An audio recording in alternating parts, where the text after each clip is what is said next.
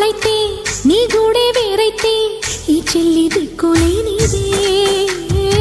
నువ్వే నా గుండెల్లో గువ్వల్లే బచ్చుంటే నాకింకా బిడ్డ ఎందుకే.